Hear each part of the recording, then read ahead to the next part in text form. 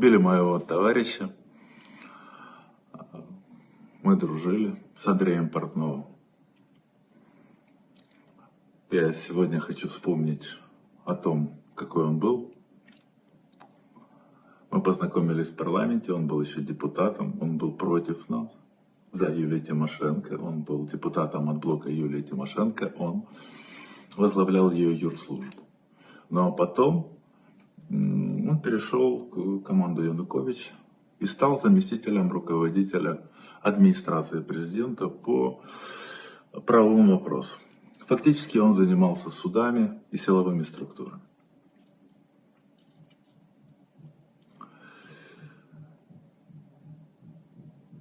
Андрей занимался реформой, судебной реформой на Украине. Януковичу это было не нужно, он не понимал, зачем это нужно. Но если Андрей проталкивал, в общем-то, а мы, депутаты, ему помогали, он не возражал. Задача состояла в том, чтобы уменьшить полномочия прокуратуры, усилить полномочия адвокатуры и сделать суды максимально независимыми от государства. Вводилось понятие следственного судьи. Судья отслеживал, шел, смотрел, как идет следствие, мог назначить обыск, мог отменить обыск, мог вмешаться в расследование, отдать поручение следователю. Мы вносили изменения в Уголовно-процессуальный кодекс. УПК описывает все эти процессы. Я помню, когда собирали судей на Украине, и когда уже приняли УПК, новый УПК, с новыми полномочиями у судей, где судья становится главным в процессе, собрали и говорим, слушайте, надо перестраиваться, вы теперь независимыми. Вам надо обеспечить, как в Европе, как во всем мире. Давайте поставим, вы принимаете решения не так, как просят прокуратура и следствие, а как по существу. А они все равно берут и принимают, как привыкли. И оправдательных приговоров несколько процентов. Тогда начали их ругать, говорить о том, что у кого не будет 30% оправдательных приговоров, того мы будем ругать. Андрей назначал всех судей. Он не назначал напрямую, но квалификационная комиссия была под ним, и фактически значительная часть судей на Украине была им назначена. Это значит, что он мог позвонить, попросить, предложить. И таким образом Андрей Портнов стал крупнейшим актором в судебной системе на Украине. Он и был крупнейшим. В общем-то, его юридическая компания, она поучаствовала практически во всех корпоративных войнах на Украине. То на одной стороне, то на другой, в рейдерских, антирейдерских захватах. Заказчиками были олигархи или политики, первые лица в стране. Андрей был очень жесткий, решительный, за словом в карман не лез.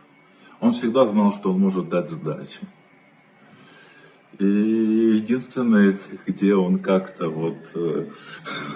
я видел, когда я к нему захожу, мы начинаем говорить, идет звонок, Андрей встает и стоя разговаривает. Потом кладет трубку, говорит, Янукович звонил. Говорит, не поверишь, Олег, говорит, когда звонит президент, ничего не могу с собой сделать, встаю. Разговариваю стоя. Вот так.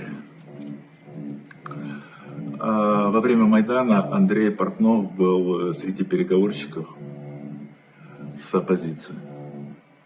И если бы таких, как Андрей Портнов, было больше, то, может быть, ту точку зрения, которую я тоже продавливал, о том, что Майдан надо жесточайшим способом разогнать и будет гораздо меньше крови для страны, может быть, эта бы точка зрения, она бы тогда возобладала.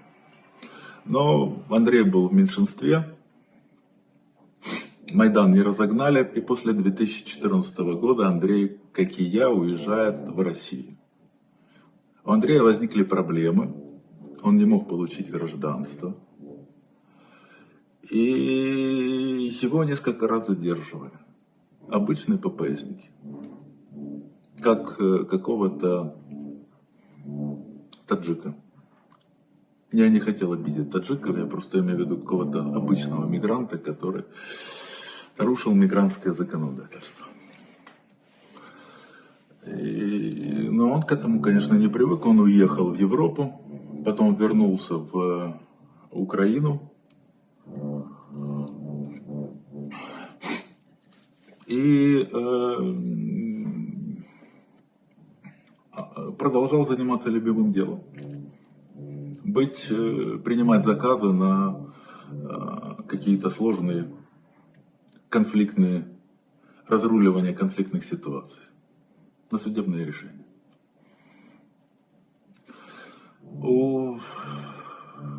Одна достаточно влиятельная политическая группа, бизнес-политическая группа, вела определенный бизнес с Порошенко, достаточно крупный.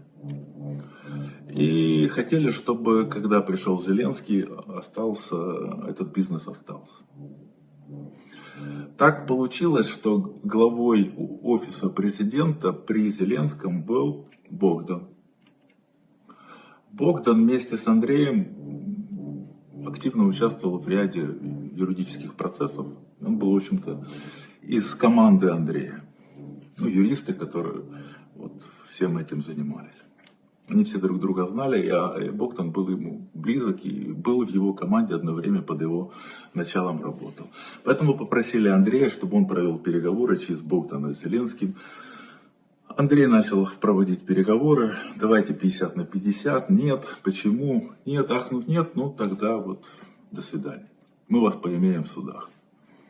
Пришел заказчик и говорит, они мне сказали так, а я им сказал, да пошли они.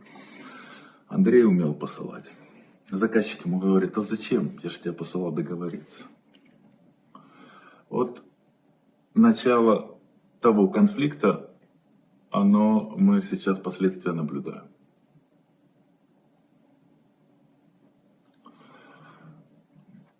После этого Андрей уехал за границу. Да, после начала СВО выступил против войны с осуждением. Прекратил все контакты с теми, кто остался в России, и со мной тоже. С начала СВО я с ними не контачу. И продолжал заниматься любимым делом. В Украине остался Татаров. Через Татарова Андрей принимал заказы. То есть исполнял заказы. Через него, через своих судей.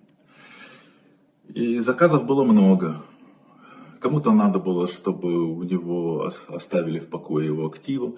Кто-то просил закрытия уголовных дел. Кто-то просил, чтобы его не включили в санкционные списки. Андрей вопросы решал. Почти все. Гонорары доходили, я знаю людей, которые платили по 10 миллионов долларов за вопрос. Но не все. Не все эти вопросы решались. Какие-то уголовные дела, вместо того, чтобы закрыться, просто замораживались, а это не то, о чем договаривались. А у кого-то закрыли уголовное дело, но ввели санкции его, и он все равно все потерял.